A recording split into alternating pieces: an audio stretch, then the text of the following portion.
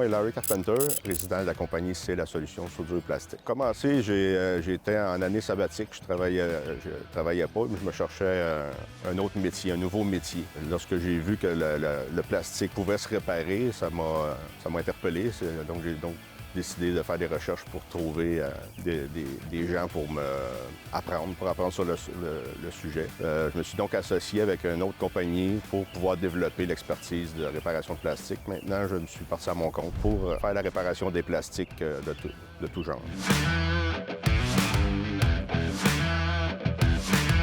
Présentement, mon marché principal se situe dans le niveau agricole, à travers les équipements agricoles qui sont de plus en plus en plastique. Il y a le marché de l'automobile qui est assez fort aussi. Les coûts pour une fissure normale, qu'on va parler d'une fissure sur un devant d'un pare-choc, ça peut varier entre 150 et 250 $. Donc, ça fait une réparation qui sauve le pare-choc. Si on veut comparer avec l'achat d'un remplacement de pare-choc, c'est sûr qu'il y a la peinture à faire sur la grandeur du pare-choc, tandis que là, on a juste une petite retouche à faire. On garde la peinture d'origine sur le reste du pare-choc. Pour la réparation de la soudure de plastique ou la fusion de plastique, que je préfère dire, c'est vraiment un apport de plastique additionnel qui vient fusionner qui vient se fusionner avec le plastique d'origine.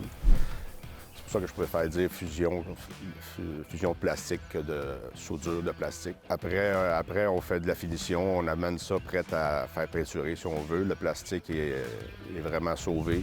Il redevient avec ses qualités d'origine. Pour la qualité des plastiques sur les véhicules d'origine sont assez bien. La qualité est assez bonne si on veut comparer avec un pare-choc de remplacement qu'on appelle un pare-choc jobber.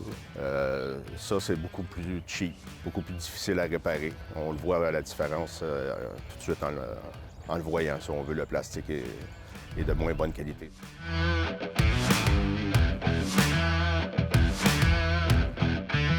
Sur une voiture, on répare majoritairement des pare-chocs et des phares ou des pattes de phare, si on veut.